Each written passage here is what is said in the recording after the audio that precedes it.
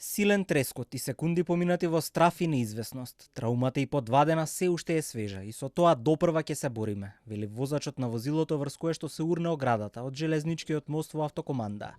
Среќа во несреќа е што возилото беше теренско и поиздржливо од вообичаените патнички возила, вели оштетениот Боби Ѓоргиевски.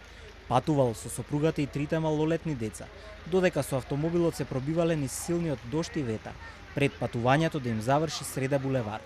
За среќа падот на оградата се случи по должина на возилото и по должина на самата ограда.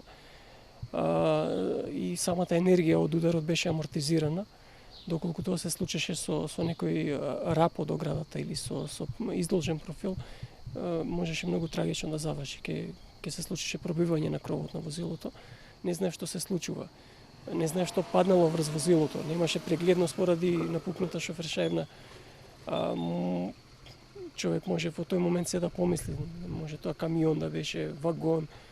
Тоа траеше неколку секунди, не беше само еден удар поради силниот ветер. Ѓоргиевски вртел на броевите на институциите за итни случаи и прво ја добил полицијата. Дошле, го стопирале сообраќајот, за потоа застојот да трае со часови.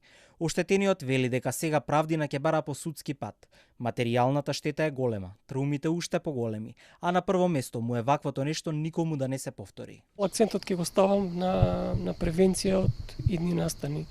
На прв момент, значи, најдобро е да изреагираме сите заедно како општество, за да се превземат мерки да не се случуваат во иднина вакви немили настани. На второ место секако би сакал да бидам обештетен за штетата што ми настана, а не е баш мала, како во материјална штета, така и во предизвикани трауми, сегашни, се надевам не и во иднина. Тоа доправа ќе се бориме со тој проблем. За разрешница ангажирав двајца адвокати за тоа што јас нормално, нели, кој секој граѓанин не го познава добро правниот систем и законите во тој дел. Извори од Центарот за управување со кризи за Телма брифираат дека ингеренциите околу оградата од мостот Надвозник, која се урна при невремето во Скопје пред 2 дена, во случајов се испреплетени и неофицијално се наведуваат неколку институции.